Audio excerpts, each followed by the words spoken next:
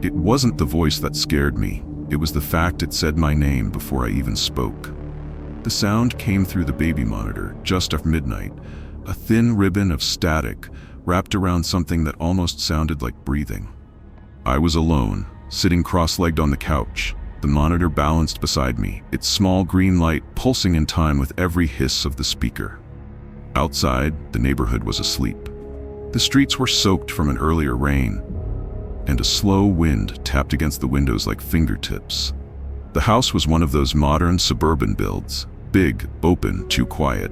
Even the refrigerator hummed politely, as if afraid to make noise. The parents had gone out to dinner hours ago. Their daughter, 7 months old, tiny, all soft cheeks and slow breaths, had fallen asleep without a sound. Easy job. I remember texting my friend that it felt too easy. Then the monitor crackled. I looked up, expecting to see the usual, the faint gray image of the crib, the baby shifting under her blanket, maybe the shadow of her mobile moving. Instead, the screen flickered, lines of distortion crawling across it, and for a heartbeat, the image went black. Static filled the speaker, rising and falling like the tide. And then, through the noise, a whisper. "Is she awake yet?" The voice was faint, almost buried under the interference, but it was there. Male. Calm. Too calm. I froze. My first thought was that one of the parents had connected to the monitor remotely. Some models allowed that. I glanced at my phone. No missed calls, no messages. I leaned closer to the little plastic device. "Hello?" I whispered, half laughing at how ridiculous I sounded. "Mr. Jensen? Mrs. Jensen?" Nothing, just the steady hum. Then softly, clearly, it said my name, Lena. My stomach dropped. The voice came through like it was right beside me. I didn't remember ever telling the parents my last name, let alone letting the monitor know anything about me. I turned the unit off. The green light faded. Silence. I waited, listened. The only sound was the television in the next room, playing some late-night talk show I wasn't really watching. After a minute, I switched the monitor back on. The camera feed blinked to life again, pale gray nursery, crib in the center, faint outlines of stuffed animals lined up along the wall. Everything normal. I told myself it had to be interference. Wi-Fi lag, maybe someone's baby monitor from a few houses away, bleeding through the same frequency. That kind of thing happens, right? For a while it stayed quiet. I even relaxed enough to open a soda, scroll through my feed again. The house felt warm, ordinary. Then the monitor spoke again. Not a whisper this time, a repetition. Every word I muttered to myself, every sigh, every small hum of boredom came back through the speaker 3 seconds later, perfectly mirrored in my own voice. I stared at it. "What the hell?" 3 seconds later, "What the hell?" The exact same tone, my voice, my pitch. I leaned close, heart pounding. "Okay, that's not funny." The monitor echoed me again, but slower, drawn out, distorted. "Okay, that's not funny."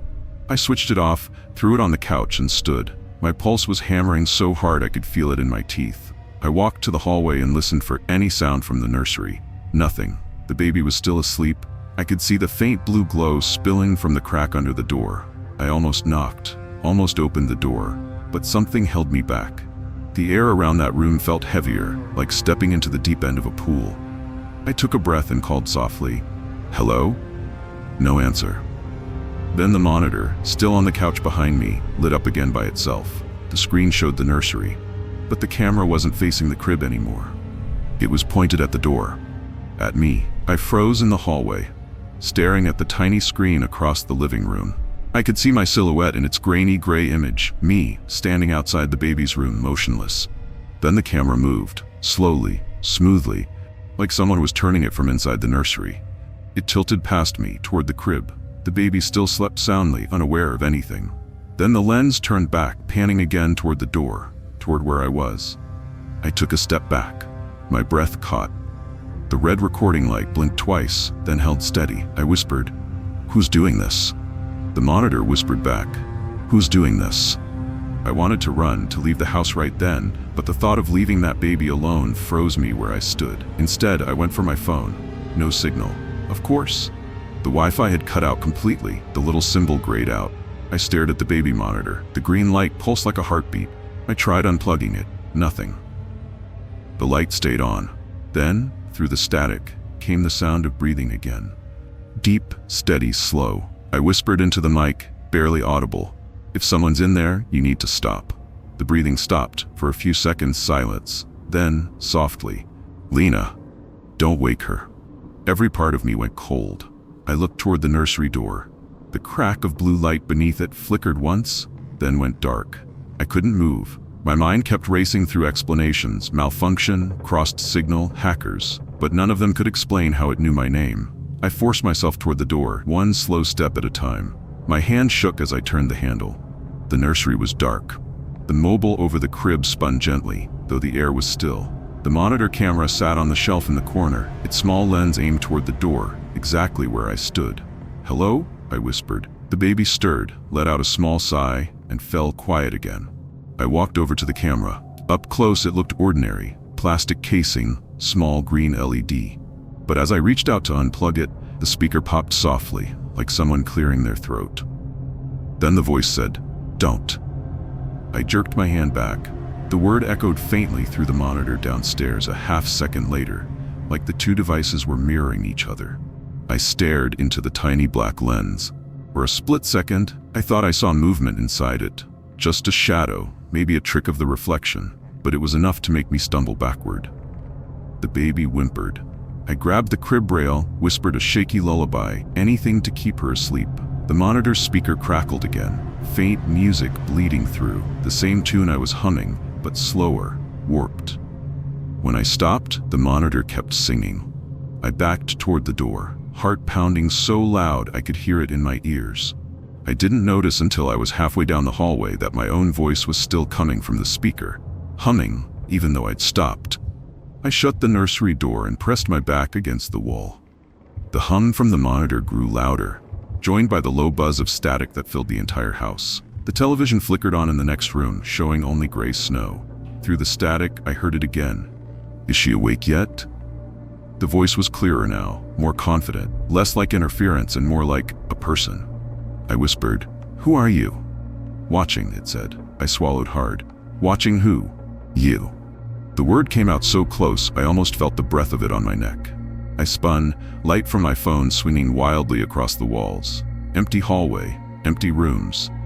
But then I noticed something that made my stomach twist. The monitor wasn't on the couch anymore. It was sitting on the floor at the end of the hall, facing me. I took one cautious step forward. The green light blinked twice. The voice whispered again, softer now, as if amused. "Don't wake her." I turned and bolted down the stairs, nearly tripping on the last step. My hands shook as I grabbed the house phone, punched in 911, but the line was dead, just the faint echo of static, then a dial tone that rose and fell like breathing. I slammed the receiver down. The lights flickered once, twice, and went out completely.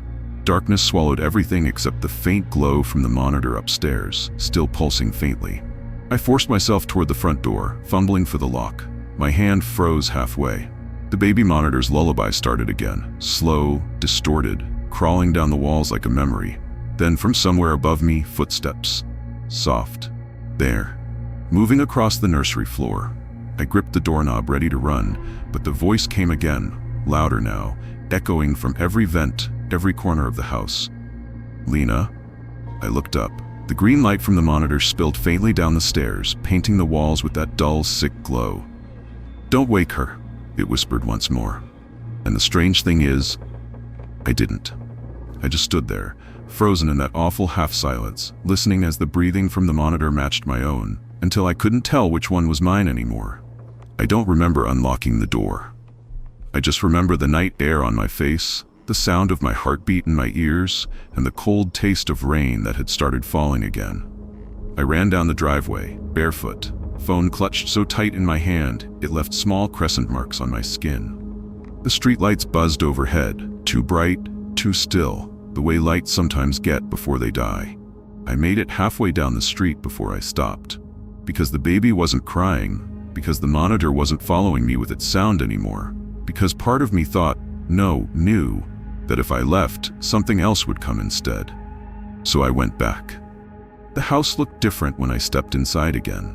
Dimmer somehow, like the shadows had thickened while I was gone. The monitor's green light pulsed faintly from upstairs, keeping a slow rhythm, like the house itself was breathing. I whispered mostly to myself, "Just grab the baby, just go." The stairs creaked under my feet. Every step felt like a countdown. When I reached the top, the nursery door was open. I swear I had shut it before I ran. Inside, the room was calm. The mobile above the crib spun lazily. The stuffed animals were all lined up exactly as before. The baby lay asleep, chest rising and falling in perfect rhythm. For a moment, I almost believed everything was fine, that I had imagined the voice, the movement, the echo. I even laughed quietly, the kind of weak laugh people make when they're trying to hold themselves together. That's when the monitor spoke again. But not from the speaker on the shelf. From the handheld unit in my bag. I froze. The sound came muffled through the fabric, soft static, then that same lullaby, still warped, still wrong. I pulled the monitor out and stared at it. The screen was black, but the green light was on. And then in my own voice it said, "It's okay. She's asleep." The voice came from the device in my hands, but I hadn't spoken. I hadn't said a word. I dropped it. It hit the carpet with a dull thud, and the screen flickered on. The camera view appeared again, but it wasn't the nursery anymore. It was the living room. Me, standing there a few minutes ago, phone in hand, eyes wide. I watched myself turn toward the stairs and vanish up them, as if the camera had been recording from somewhere behind me. The timestamp at the bottom of the screen read 02:04 a.m., but the clock on the nursery wall said 17, 3 minutes ahead. The footage was live, but from the future. I whispered, "What are you showing me?" And the voice answered, faint but sharp, "You." The static deepened, becoming almost like a hum.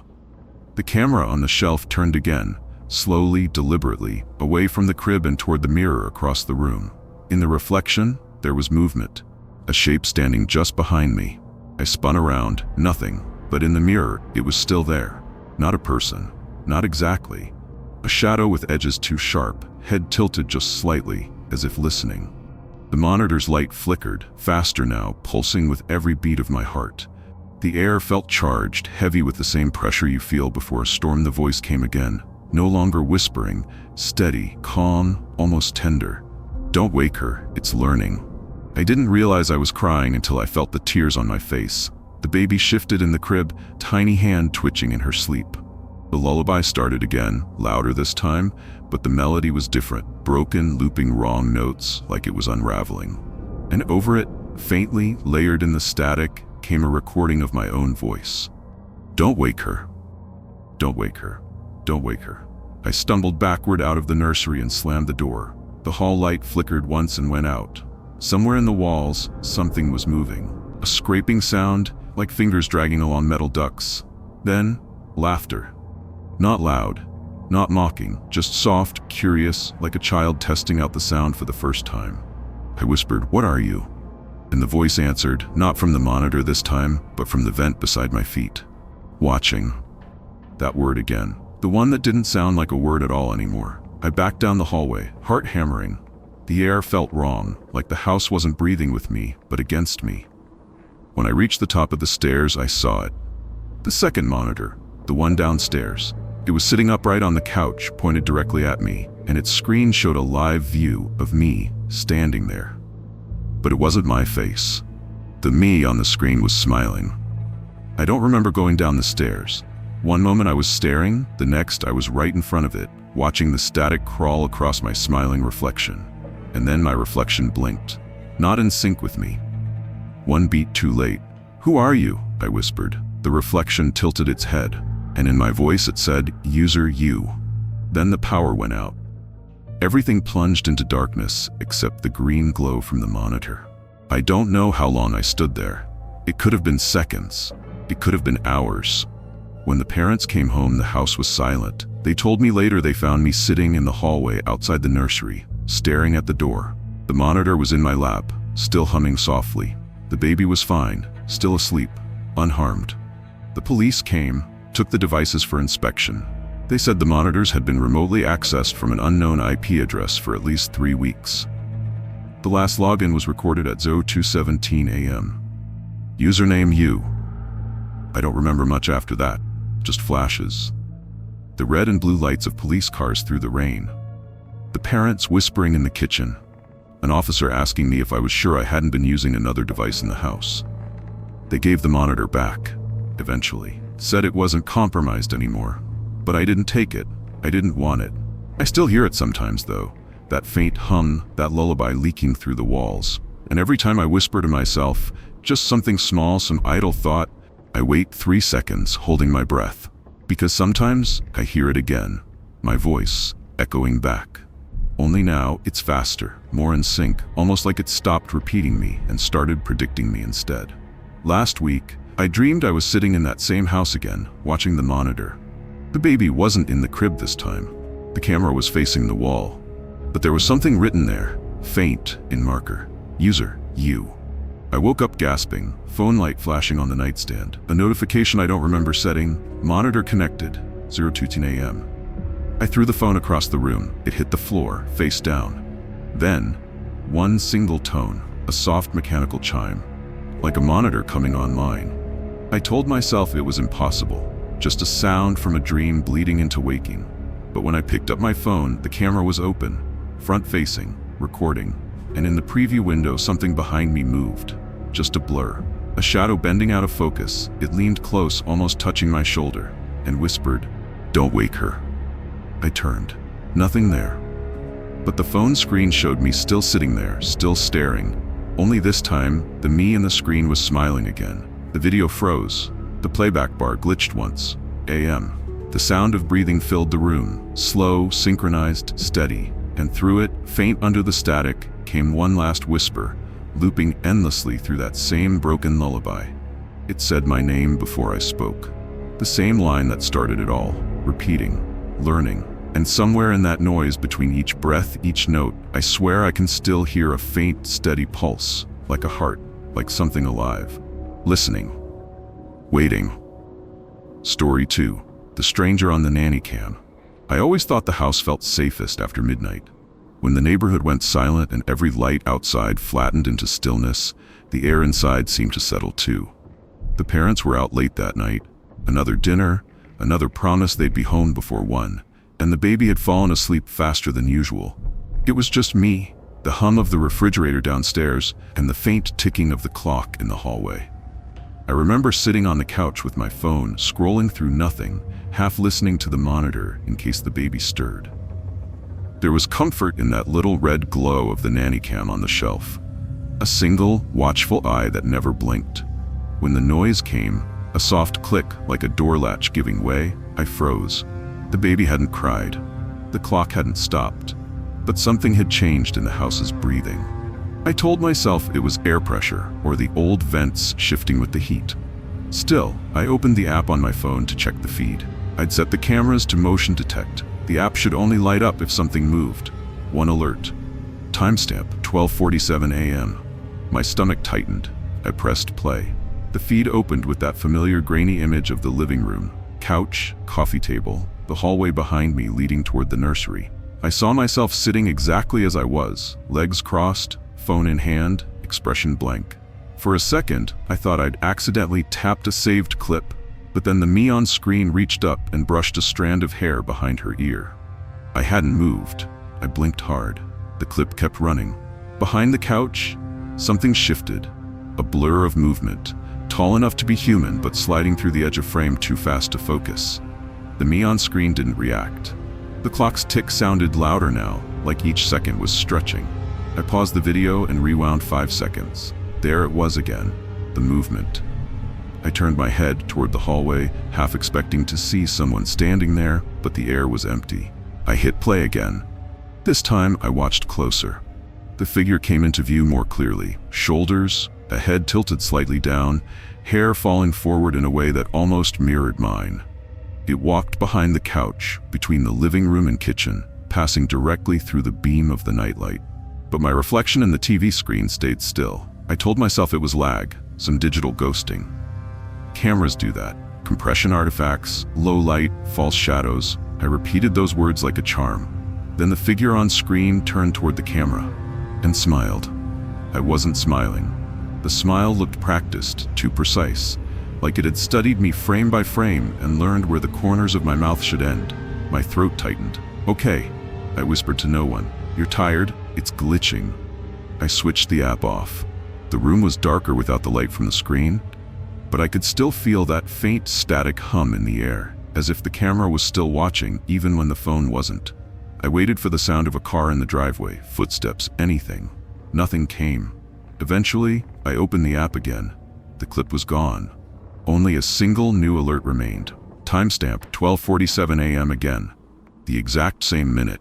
I pressed it. The same footage played, except this time there was no me on the couch, just the empty room. And a shadow crossing the hallway, slow and deliberate, as if aware of being watched. The audio clicked, something faint beneath the static, like breathing close to a microphone. Then a whisper, almost mechanical, but shaped into words. "Why aren't you smiling now?" The video froze on that frame. My heartbeat drowned out the ticking clock. I backed toward the stairs. The air felt colder. Upstairs, the baby gave a single sharp cry and went quiet again, as if a hand had covered her mouth. I forced my legs to move, each step heavier than the one before. When I reached the nursery door, I paused. Through the crack of the door, I could see the nightlight's glow spilling across the crib and the nanny cam perched on the dresser. Its red light blinked twice, paused twice again. "Recording," I whispered. "It's okay, sweetheart. It's just me," and pushed the door open. The baby was asleep, peaceful. The monitor beside her hummed softly, but the app on my phone vibrated again. Motion detected. Nursery. 12:47 a.m. I lifted the phone with shaking hands. The feed loaded slowly, pixels forming in patches. At first it showed the crib from above, exactly as it should.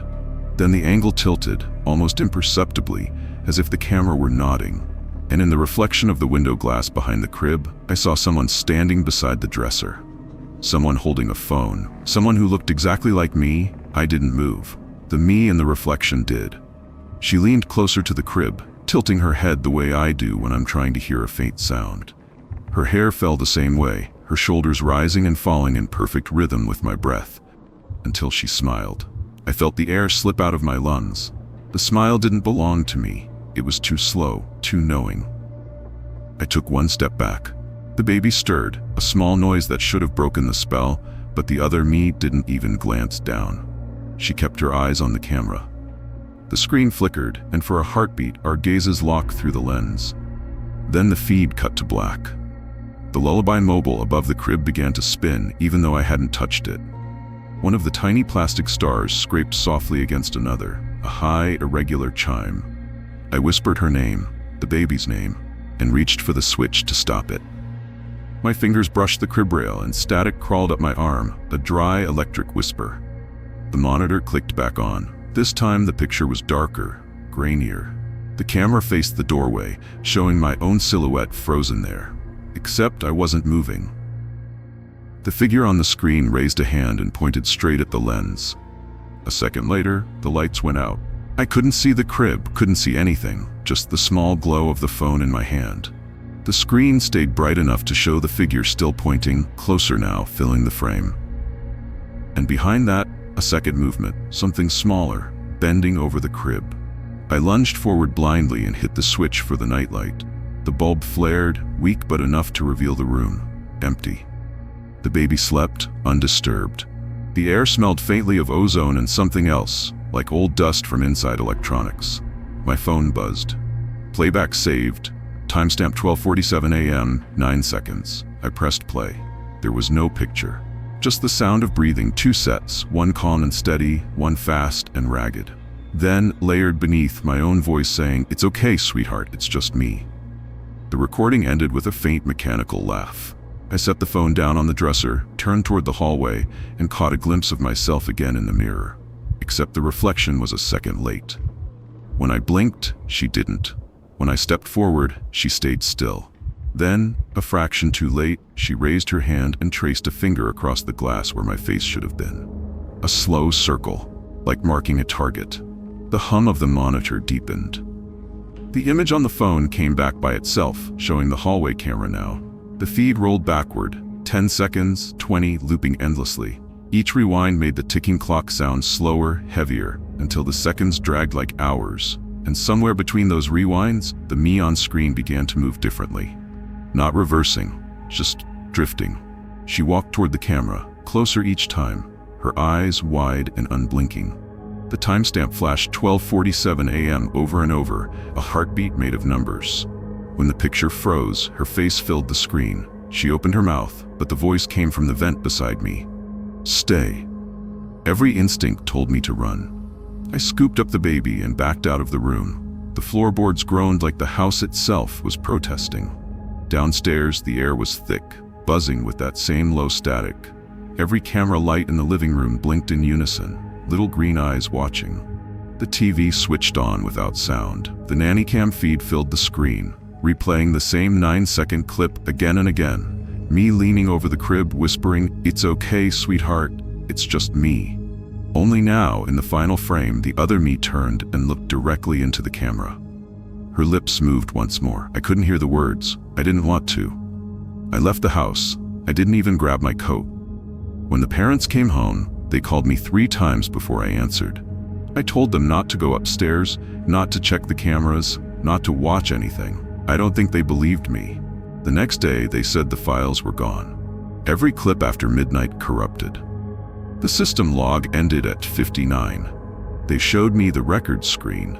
There was no timestamp for 12:47 a.m. at all. Just a gap. A hollow minute that never existed. They changed the passwords, replaced the cameras, told me it was fine. But sometimes when I close my eyes, I can still see that missing minute playing on a loop. Me sitting on the couch, scrolling through nothing, a shadow moving behind me, and that faint reflection smiling just a little too late. The other night, my phone lit up by itself. Motion detected. Living room. 12:47 a.m. No one lives there anymore. I didn't open the feed. I didn't have to, because in the black glass of the screen before it even loaded, I saw her standing behind me again, smiling, patient, waiting for the delay to catch up. Story 3. The upstairs motion alert. It started with the sound a phone shouldn't make. Half notification, half breath. Motion detected upstairs. Except I was already up there. I remember standing in the hallway, the light from my screen washing the walls in blue. The child's door was half open. The nightlight inside cast those soft shapes on the ceiling that parents think calm a baby. They don't calm anyone. The alert buzzed again. Same words, same timestamp. I blinked. 30 seconds ago, it said. I looked at the feed. Empty hallway, empty room. But then, something crossed the edge of the frame. Not a person. More like the shadow of one, moving slow enough to look deliberate. I lowered the phone, looked into the real hallway. Nothing. When I raised it again, the delay caught up, my own arm lowering the phone. Only the person holding it smiled. I don't remember smiling. Another ping. Motion detected upstairs. My pulse synced with the vibration. The feed glitched, skipped, froze, and now the camera was facing me. I could see myself breathing, shoulders rising, but I hadn't lifted the phone that high. The reflection of my eyes on the screen didn't blink when I did. Then, from the speaker, barely louder than a thought, "Don't turn around." The hallway light flickered once. The baby exhaled in her sleep. And the phone, trembling in my hand, showed the same frame again, except now the me on the screen had already turned. I didn't want to move. The air behind me felt too full, like the room was already aware of what I would do next. On the screen, my double stood facing whatever was at my back, frozen mid-breath, as if waiting for me to catch up to her. I whispered to the phone, "That's not me." But the voice that came out sounded wrong. It came from both my mouth and the speaker at once, layered, just out of sync. The feed stuttered, showing one frame after another. My hand, the hallway, the nursery door, looping until the baby monitor's soft nightlight filled the shot. For a moment, the other me stepped out of view. Only the crib remained, the blanket still, the lullaby box blinking red as if recording. Then another alert buzzed. Motion detected upstairs. Again and again, faster, until it was almost a rhythm. Each time, the timestamp crept closer to the present, like the footage was chasing real time. I said stop, barely above a breath. The screen obeyed. The feed froze. My heart didn't. I tried to lock the phone. The button wouldn't respond. A faint reflection lingered on the black glass, a shape behind my shoulder, tilting its head. And then, softer than the hum of the fridge downstairs. "You shouldn't be here." Every instinct told me to run, but the stairs were a tunnel of dark, and I couldn't leave the child. The only light came from the phone, and it painted the walls with moving shadows that didn't match mine. The alert tone chimed one last time. This one didn't say motion detected upstairs. It said my name. I didn't know the app could say names. It wasn't a voice I recognized either. It sounded borrowed, like someone learning to speak by listening through the vents. I whispered back, "Who's there?" And in that half second between the words and their echo, I realized the reply wasn't coming from the phone at all. It was coming from the baby monitor inside the nursery. A low hiss, then a breath that matched mine exactly. Inhale, exhale, a beat too perfect. I pushed open the nursery door. The nightlight still glowed, pale and steady.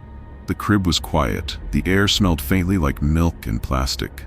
I turned the phone toward the monitor on the shelf, its tiny lens blinking red like an unblinking eye. The feed on my screen stuttered again.